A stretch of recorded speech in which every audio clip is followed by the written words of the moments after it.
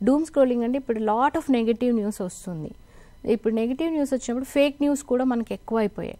So ఎప్పుడైతే especially elder పీపుల్లోని ఒంటరిగా ఉంటున్న వాళ్ళలోని యూట్యూబ్ షార్ట్స్ చూసి లేకపోతే ఏదైనా మనం ఇంకొకటి అర్థం చేసుకోవాల్సింది ఏంటంటే మనం ఏదైనా టైప్ చేసాము అంటే ఆర్టిఫిషియల్ ఇంటెలిజెన్స్ అనేది they will catch what is this person want. Suppose మీరు ఒక షాపింగ్ సైట్ వెళ్ళి ఏదైనా చూసారు, నెక్స్ట్ మీ ఫేస్బుక్ ఇన్స్టా అన్నీ కూడా దానికి సంబంధించిన న్యూసే ఇస్తూ ఉంటుంది, రైట్?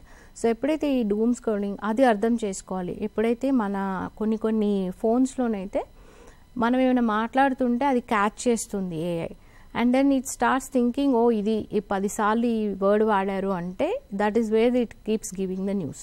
సో ఎప్పుడైతే ఈ నెగిటివ్ న్యూస్ చూస్తుంటామో అంటే అది చూస్తూ అదే సంబంధించినట్టు మీరు యూట్యూబ్లో ఏదైనా కొట్టండి, దానికి నెక్స్ట్ అన్నీ కూడా అవే చూస్తుంది రిలేటెడ్ ఇన్ఫర్మేషన్. అది స్క్రోల్ చేస్తూ ఏమవుతుందంటే when you are seeing so much of that negative news మీకు అనిపిస్తుంది ఇదంతా అయిపోయింది, ప్రపంచం అంతా అయిపోయింది. I will tell you lot of people యాంగ్జైటీతో వచ్చేటువంటి ఎల్డర్ పీపుల్, మన ఫ్లైట్ పడిపోయిందంట, ఇంకా ఫ్లైట్లో జర్నీ చేయకూడదు, ఎక్కడ సేఫ్టీ లేదు, మన బస్ తగిలి పడిపోయింది. So they keep on watching that same content again and again. ఇదివరకు మనకి న్యూస్ ఎలా వచ్చేదంటే ఈ పర్టికులర్ టైంలో వచ్చేది న్యూస్, అప్పుడే చూసేవాళ్ళం, తర్వాత నెక్స్ట్ న్యూస్ మారిపోయేది. ఇప్పుడు ఏంటంటే స్మార్ట్ టీవీస్ వచ్చేసి ఫోన్లు వచ్చిన తర్వాత 24 hours న్యూస్ ఛానల్స్ అది లైవ్ న్యూస్ కాదు. ఇప్పుడు నా కంటెంట్ని లైవే కాదు, you can watch it N number of times later also. Similar way with the news. ఆ నెగటివ్ న్యూస్ని వాచ్ చేస్తున్నప్పుడు you start absorbing the negative content and మన దృక్పథం కూడా మారిపోతుంది. Oh this is the way the world is. And ఎప్పుడైతే ఆ negative ఇది అయిపోతుందో they start having the fear, ఆ యాంగ్జైటీ, ఆ డిప్రెషన్లోకి గురి అవ్వడం. సో అది మానసిక స్థితి మీద చాలా ఇంపాక్ట్ అనేది క్రియేట్ అవుతుంది.